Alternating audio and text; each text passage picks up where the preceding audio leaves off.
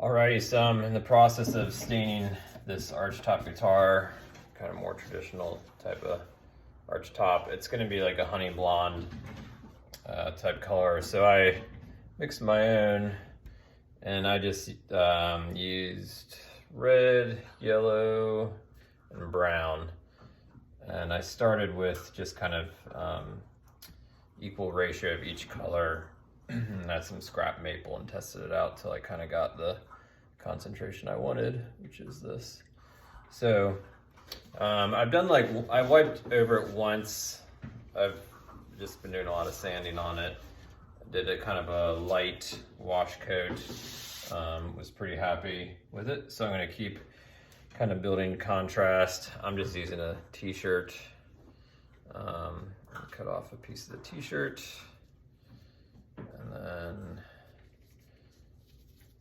And then just wear a glove on one hand, not two hands.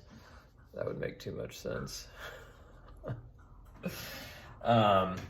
So what you'll see is the color be very, just very bright, and it'll be pretty close to what it'll look like once I apply the finish after the stain kind of settles in.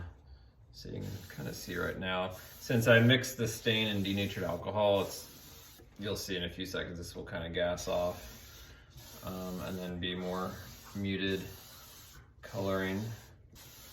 And then I'm just kind of doing straight lines like this.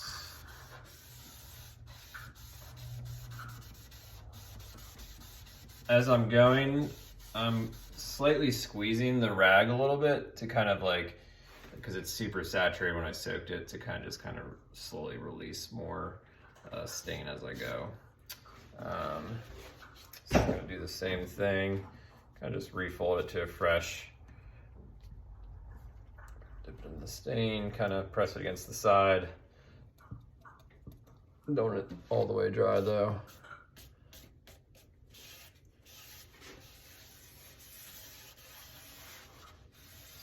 See, yeah, kind of see.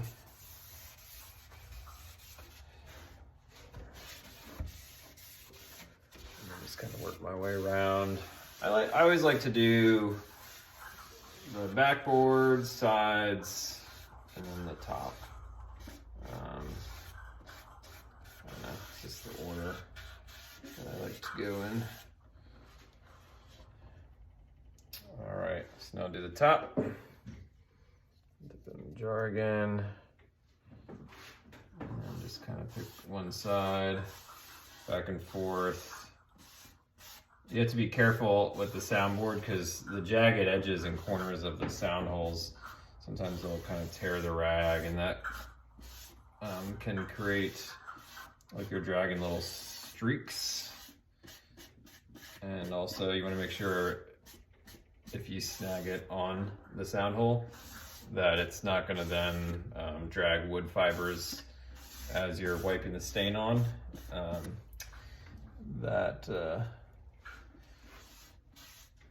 That would just put some scratches in, and then you'd have to go back and waste more of your life trying to fix it. I'll do a little bit more.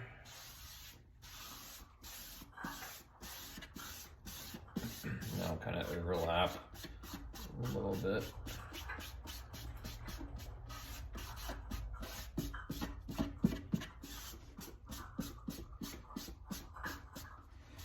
All right, so I'm gonna let that kind of gas off and kind of settle for like 20 minutes.